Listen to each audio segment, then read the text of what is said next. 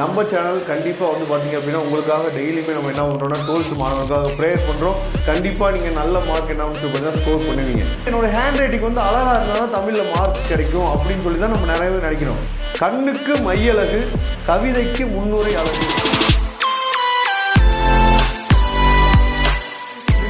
நம்ம சேனலுக்கு உங்களை அன்புடன் வரவேற்கிறேன். நம்ம சேனல் வந்து பார்த்தீங்கன்னா 12th நிறைய இம்பார்ட்டன்ட் கொஸ்டின்ஸ் வந்து நம்ம சேனலில் அப்லோட் பண்ணிட்டு இருக்கோம். கண்டிப்பாக நம்ம சேனலை ஃபாலோ பண்ணுங்கள். மறக்காமல் நம்ம சேனலோட வாட்ஸ்அப் குரூப்பில் ஜாயின் பண்ணுங்கள்.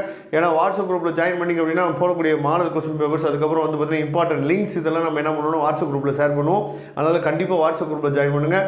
இந்த வீடியோக்குள்ளே நீங்கள் வந்திருக்கீங்க அப்படின்னா கண்டிப்பாக தமிழ் எக்ஸாமில் நல்ல மார்க் எடுக்கணும் அப்படிங்கிற ஒரு எண்ணத்தோடு இருப்பீங்க. உங்கள் எண்ணத்துக்கு ரொம்பவே வாழ்த்துக்கள். நம்ம சேனல் கண்டிப்பாக வந்து பார்த்தீங்க அப்படின்னா உங்களுக்காக டெய்லியுமே நம்ம என்ன பண்ணுறோம்னா 12th மாணவர்களுக்காக ப்ரேயர் பண்ணுறோம். கண்டிப்பாக நீங்கள் நல்ல மார்க் என்ன பார்த்தீங்கன்னா ஸ்கோர் பண்ணுவீங்க. ஓகே ஃப்ரெண்ட்ஸ், அதாவது நிறைய பேர்த்துக்கு என்ன ஒரு எண்ணம் அப்படின்னா, நான் தமிழில் நான் மார்க் எடுக்கணும் அப்படின்னா நான் வந்து என்னோடய ஹேண்ட் ரைட்டிங் வந்து அழகாக இருந்தால் தான் தமிழில் மார்க் கிடைக்கும் அப்படின்னு சொல்லி தான் நம்ம நிறையவே நினைக்கிறோம். நோ, அப்படி கிடையவே கிடையாது. மார்க் வந்து எப்படி வரும் அப்படின்னு சொல்லி பார்த்தீங்க அப்படின்னா, அதாவது நல்ல ஹேண்ட் ரைட்டிங் இருந்தும் நிறைய பேர் என்ன பண்ணுறேன்னு சொல்லி பார்த்தீங்கன்னா நல்ல மார்க் எடுக்கிறதில்ல. ஏன் அப்படிங்கிற கொஸ்டின் வந்து இது வரைக்கும் நீங்கள் கேட்டுக்கவே மாட்டீங்க. ஆனால் நம்ம என்ன நினச்சிக்கோம் அப்படின்னா, நம்ம மனசுக்குள்ளே ஃபுல்லாகவே தமிழ் எக்ஸாம் அப்படின்னா நல்ல ஹேண்ட் ரைட்டிங் இருக்கணும், அப்போ தான் நம்ம நல்ல மார்க் எடுக்க முடியும் அப்படின்னு சொல்லி நினைப்பீங்க. அது தவறு.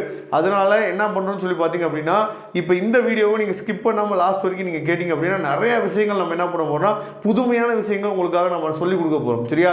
அதனால இந்த விஷயத்தை நீங்கள் நல்லபடியாக நீங்கள் ஃபாலோ பண்ணீங்க அப்படின்னாவே மேக்ஸிமம் உங்களால் நல்ல மார்க் வந்து ஸ்கோர் பண்ண முடியும். உங்களுடைய ஹேண்ட் ரைட்டிங் எப்படி இருந்தாலும் பரவாயில்லை.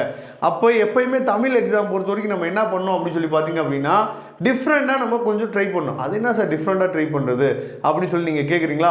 அதாவது டிஃப்ரெண்ட்டாக நம்ம ட்ரை பண்ணுறோம் அப்படிங்கிறதுக்காக தான் என்ன பண்ணோம்னா இந்த பேப்பர் ப்ரெசன்டேஷன் வீடியோவே உங்களுக்காக நம்ம கொடுத்துருக்கோம். கண்டிப்பாக இந்த வீடியோ உங்களுக்கு ரொம்பவே ஹெல்ப்ஃபுல்லாக இருக்கும்போது ஓகே. இப்போ ஃபர்ஸ்ட் ஆஃப் ஆல் நம்ம என்ன பண்ண போகிறோம்னு சொல்லி பார்த்தீங்கன்னா, அதாவது ஒன் வேர்ட்ஸ் தான் நம்ம என்ன பண்ண போகிறோம்னா ஃபஸ்ட்டு எப்படி ஒன் வேர்ட்ஸை வந்து நம்ம வந்து டிஃப்ரெண்ட்டாக எழுதுறது அப்படின்னு சொல்லி நம்ம பார்க்க போகிறோம். அதாவது ஒன் வேர்ட்ஸோட ரூல்ஸ் படி வந்து பார்த்தோம் அப்படின்னா நமக்கு வந்து இப்படிதான் வந்து பப்ளிக் பேப்பர்னு வச்சுக்குவோம். சரியா? இதில் வந்து பார்த்தீங்க அப்படின்னா ஒரு மார்ஜின் வந்து அவங்க கொடுத்துருப்பாங்க. சரியா? நீங்கள் என்ன பண்ணலாம்னு சொல்லி பார்த்தீங்கன்னா மேலே ஒரு கோடு போட்டு இந்த மாதிரி என்ன பண்ணுங்க, ஒரு பாக்ஸ் மாதிரி போட்டு இந்த இடத்துல ஒரு மார்ஜின் போட்டுருங்க. சரியா?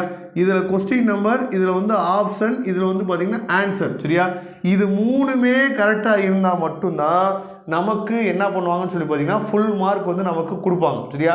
அதை நீங்கள் தெரிஞ்சுக்கணும். ஒரு மார்க் அப்போ தான் கிடைக்கும். ஏன்னா நிறைய பேர் என்ன நினச்சிக்கிறீங்கன்னா ஒரு ஆப்ஷன் வந்து ஒன்று எழுதிக்கலாம், ஆன்சர் ஒன்று எழுதிக்கலாம், ஏதாவது ஒன்று ரைட்டாக இருந்தாலும் நமக்கு மார்க் கிடைச்சிடும்ல அப்படின்னு சொல்லி நிறைய பேர் பண்ணுற ஆட்கள்லாம் இருக்கிறாங்க. சரியா? நீங்கள் அப்படி பண்ண மாட்டீங்க. சில பேர் பண்ணுற ஆட்கள் அப்படி இருக்காங்க. அப்படி பண்ணக்கூடாது. ரூல்ஸ் எல்லாம் மாற்றிட்டாங்க. கண்டிப்பாக கொஸ்டின் நம்பர் கரெக்டாக இருக்கணும். அதுக்கப்புறம் வந்து பார்த்தீங்க அப்படின்னா ஆப்ஷன் கரெக்டாக இருக்கணும், ஆன்சர் கரெக்டாக இருக்கணும். இது வந்து ஒன் வேர்டுக்குரியது. சரியா? அதுக்கப்புறம் எப்பயுமே வந்து பார்த்தீங்கன்னா இந்த பகுபதை உறுப்பிலக்கணம் வந்து கண்டிப்பாக நமக்கு கேட்டுருவாங்க. அந்த உறுப்பிலக்கணம் கண்டிப்பாக நமக்கு கேட்கும் போது இந்த இத்து விகுதி வர மாதிரி இல்லாட்டி இந்து விகுதி வர மாதிரி கண்டிப்பாக ஒரு வேர்டு வந்து நமக்கு என்ன பார்த்தா கேட்பாங்க. சரியா? அந்த உறுப்பிலக்கணத்தை நீங்கள் கண்டிப்பாக என்ன பண்ணுங்க பார்த்துங்க. சரியா? அந்த உறுப்பிலக்கணம் எப்படி எழுதணும் உங்களுக்கு நல்லாவே தெரியும். அதுக்கப்புறம் இப்போ தான் நம்ம முக்கியமான ஸ்டேஜுக்கு வரும். சிறுவினா, குருவினா, பெருவினா, இது எல்லாத்தையும் எப்படி வந்து நம்ம டிஃப்ரெண்டாக நம்ம ட்ரை பண்ணுறது அப்படிங்கிறத நம்ம பார்க்க போகிறோம். உதாரணத்துக்கு வந்து பார்த்தீங்க அப்படின்னா இப்போ குருவினா 2 மார்க் கொஸ்டின் எழுதுறீங்கன்னு வச்சுங்களேன். நிறைய பேர் என்ன பண்ணுறோன்னா நார்மலாக நம்ம என்ன பண்ணுறோம், கொஸ்டின் நம்பர் எழுதுகிறோம், ஒரு சப்ஹெட்டிங் போடுறோம். சரியா? அதுக்கு கீழே என்ன பண்ணுறோம், ஒரு 3 லைனோ 4 லைனோ எழுதுகிறோம். இல்லாட்டி என்ன பண்ணுறீங்க அப்படின்னா கொஸ்டின் நம்பர் போகிறீங்க. சரியா? சப்ஹெட்டிங் போகிறீங்க, point number 1, point number 2, point number 3 போகிறீங்க. இதுதான் நம்ம நார்மலாக பண்ணுறோம். ஆனால் நம்மளோட சப்ஸ்கிரைபர் எல்லாரும் என்ன ட்ரை பண்ணலாம் அப்படின்னு சொல்லி பார்த்தீங்க அப்படின்னா இதை வந்து நிறையா ஸ்டூடெண்ட்ஸ் வந்து என்ன பண்ணுறாங்கன்னா ஃபாலோ பண்ணுறாங்க. நீங்களும் என்ன, ஏன்னா தமிழ் எக்ஸாமுக்கு நம்ம நல்லாவே டைம் இருக்கும். சரியா? அதனால் நீங்கள் என்ன பண்ணலாம்னு சொல்லி பார்த்தீங்கன்னா இப்போ கொஸ்டின் நம்பர் போடுங்க, சப்ஹெட்டிங்கை போட்டுட்டு என்ன பண்ணலாம்னு சொல்லி பார்த்தீங்கன்னா சின்னதாக என்ன பண்ணுங்கள், அதாவது ஒரு 3 பாக்ஸில் என்ன பண்ணுங்கன்னு சொல்லி பார்த்தீங்கன்னா 3 பாக்ஸ் இந்த மாதிரி போட்டு நீங்கள் சொல்லக்கூடிய கான்செப்டை. சரியா?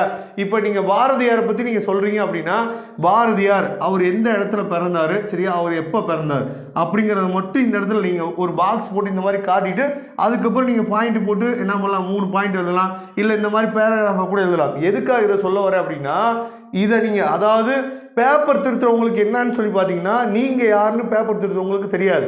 நம்மளோட பேப்பர் தான் அவங்கள்ட்ட என்ன பண்ண போகிறோம்னா பேச போகுது. சரியா? அங்கே வந்து ஹேண்ட் ரைட்டிங்லாம் என்னன்னு சொல்லி பார்த்தீங்கன்னா முக்கியத்துவமே கிடையாது. அப்போ இந்த மாதிரி நம்ம ப்ரெசென்ட் பண்ணும்போது ஓகே பையன் நல்லா படிப்பான் போல் அப்படின்னு சொல்லி ஃபஸ்ட்டே நம்ம என்ன பண்ணுறோம்னா கொடுக்குறோம். இது வந்து என்ன குருவினாவுக்கு. அதுக்கப்புறம் வந்து பார்த்தீங்க அப்படின்னா அதாவது சிறுவினான்னு நம்ம சொல்லும்போது இந்த 4 மார்க் கொஸ்டின்ஸ் வந்து என்ன பண்ணலாம்னு சொல்லி பார்த்தீங்கன்னா ஒரு சப்ஜெக்டிங் நீங்கள் போகிறீங்க மைண்ட் மேப் போடலாம். சரியா? அதாவது இப்போ மைண்ட் மேப்புன்னு நம்ம சொல்லும் போது ஏதோ ஒரு வகைகள் அப்படின்னு சொல்லி கொடுத்துருக்காங்கன்னு சொல்லுவோம். இல்லாட்டி ஒரு ஆசிரியர் குறிப்பு நீங்கள் எழுதுங்க. சரியா? பாரதிதாசனை பற்றி ஆசிரியர் குறிப்பு எழுதிங்கன்னா பாரதிதாசன் சொல்லி போட்டு சப்ஜெக்டிங் ஃபுல்லாகவே என்ன பண்ணலாம்னு சொல்லி பார்த்தீங்கன்னா மைண்ட் மேப் போடலாம். அவர் பிறந்த இடம், சரியா, அவர் பிறந்த ஊர், இந்த மாதிரி என்ன பண்ணலாம்னு சொல்லி பார்த்தீங்கன்னா மைண்ட் மேப் நீங்கள் போடலாம். எந்த அளவுக்கு நம்ம டிஃப்ரெண்ட்டாக நம்ம சொல்லி காட்டுறோமோ அந்த அளவுக்கு நமக்கு என்னன்னு சொல்லி பார்த்தீங்கன்னா மார்க்கு நமக்கு கிடைக்க போகுது. இப்போ தான் நம்ம முக்கியமான பார்ட்டுக்குள்ளே வரோம். சரியா? பெருவினாவுக்கு நம்ம எப்பயுமே என்ன சொல்லுவோம்னு சொல்லி பார்த்தீங்கன்னா குறிப்பு சட்டகம் அப்படின்னு சொல்லி போட்டு நம்ம என்ன பண்ணுவோம்னா முன்னுரை, முடிவுரை, இந்த மாதிரி இடையில நிறைய என்னன்னு சொல்லி பார்த்தீங்கன்னா சப்ஜெக்டிங்லாம் வரும். சரியா? இதில் நீங்கள் பண்ண வேண்டியது என்னன்னு சொல்லி பார்த்தீங்கன்னா உதாரணத்துக்கு நம்ம டிஃப்ரெண்ட்டாக நம்ம கொடுத்தோம் அப்படின்னா ஆசிரியர்களே நம்ம பேப்பர் என்ன சொல்லி பார்த்தீங்கன்னா விரும்புவாங்க. இப்போ நாங்களாம் பேப்பர் வேல்யூஷன் பண்ணும்போது என்ன பண்ணுவோம் பார்த்தீங்கன்னா ஒரு நல்ல பேப்பர் பர்சன்டேஜ் இருந்துச்சு அப்படின்னா 4 பேர்த்திட்ட போய் 4 ஸ்டாஃப்ட்ட போய் காட்டுவோம். சார் இங்கே பாருங்கள் சூப்பராக எழுதிக்காம பாருங்க இந்த பையன் அப்படின்னு சொல்லி 4 பேர்த்திட்ட காட்டுவோம். சரியா? அந்த மாதிரி நம்ம பேப்பரை போய் என்ன பண்ணணும்னா மற்ற ஸ்டாஃப்ட்ட என்னன்னு சொல்லி பார்த்தா காட்டணும். அந்த அளவுக்கு நம்மளோட பேப்பர் ப்ரெசன்டேஷன் இருக்கணும். அப்போ நீங்கள் என்ன பண்ணு சொல்லி பார்த்தீங்கன்னா பெருவினால நம்ம எப்பயுமே என்னன்னு சொல்லணும்னா குறிப்பு சட்டகம் சொல்லி ஒரு பாக்ஸ் போட்டு என்ன பண்ணுவோம் முன்னுரை, முடிவுரை, இந்த மாதிரி என்ன பண்ணு சொல்லி பார்த்தோம் ஒரு அதில் இருக்க பாயிண்ட்லாம் எழுதுவோம். அதை எழுதிட்டு நீங்கள் என்ன பண்ணணும் அப்படின்னு சொல்லி பார்த்தீங்கன்னா முன்னுரை அப்படின்னு சொல்லி ஹெட்டிங் நீங்கள் கொடுத்துட்டீங்க வச்சுங்களேன். முன்னுரைக்கு உடனே பக்கத்தில் கீழே உடனே என்ன சொல்லுவோம் கொட்டேஷன் எழுதணும். என்னன்னா அதாவது கண்ணுக்கு மையழகு, கவிதைக்கு முன்னுரை அழகு. சரியா? இந்த மாதிரி என்னன்னு சொல்லி பார்த்தீங்கன்னா ஒரு சூப்பரான கொட்டேஷன் கொடுக்கலாம். இப்போ முடிவுரைக்கு என்னன்னு சொல்லி பார்த்தீங்கன்னா ஆரம்பம் எந்த அளவுக்கு அற்புதமாக இருக்க வேண்டுமோ முடிவும் அந்த அளவுக்கு அற்புதமாக இருக்க வேண்டும். இது வந்து ஒரு கொட்டேஷன். சரியா? இப்போ ஒரு அதாவது ஒரு ஆசிரியரை பற்றி ஒரு கட்டுரை எழுதுறீங்க அப்படின்னு வச்சுக்கோங்களேன். அவரோட ஆசிரியர் குறிப்பு எழுதுவீங்கல்ல, அப்போ என்ன எழுதலாம்னு சொல்லி பார்த்தீங்கன்னா வரலாறுக்கு எந்த அளவுக்கு பெயர் முக்கியமோ அந்த அளவுக்கு ஒரு நூலுக்கு ஆசிரியர் முக்கியம் அப்படின்னு சொல்லி நீங்கள் என்ன பண்ணலாம்னு சொல்லி பார்த்தீங்கன்னா இந்த மாதிரி கொட்டேஷன் வந்து நீங்கள் டிஃப்ரெண்ட்டாக நீங்கள் கொடுத்து எழுத ஆரம்பிச்சிங்க அப்படின்னாவே கண்டிப்பாக அங்கே வந்து ஹேண்ட் ரைட்டிங்க்கு அதாவது பிரச்சனையே இல்லை. நமக்கு சாலிடாக 5 மார்க் கிடைக்கிறதுக்கு வாய்ப்புகள் வந்து அதிகமாக இருக்குது. சரியா? 6 மார்க் கொஸ்டின்ஸுக்கு வந்து பார்த்திங்கன்னா மார்க் வந்து கண்டிப்பாக கிடைக்கிறதுக்கு வாய்ப்பு இருக்குது. சரியா? அதனால் இது வந்து நீங்கள் ஃபாலோ பண்ணுவீங்கன்னு நான் நினைக்கிறேன். இந்த வீடியோ உங்களுக்கு டிஃப்ரெண்ட்டாக இந்த வீடியோ உங்களுக்கு பிடிச்சிருந்துச்சு அப்படின்னா கண்டிப்பாக ஒரு ஆளுக்காவது நீங்கள் ஷேர் பண்ணுங்கள். கண்டிப்பாக மற்ற பசங்களுக்கு இது யூஸ்ஃபுல்லாக இருக்கும்னு நான் நினைக்கிறேன்.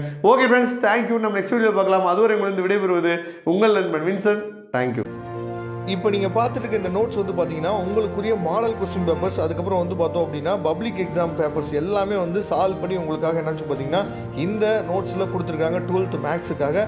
இந்த நோட்ஸோட விலை வந்து பார்த்தீங்கன்னா ரொம்ப சொற்பமான விலை தான். இந்த நோட்ஸ் உங்களுக்கு வேணும் அப்படின்னா இந்த டிஸ்பிளேல தெரியிற நம்பருக்கு உடனே நீங்கள் வாட்ஸ்அப் பண்ணுங்கள். தேங்க்யூ.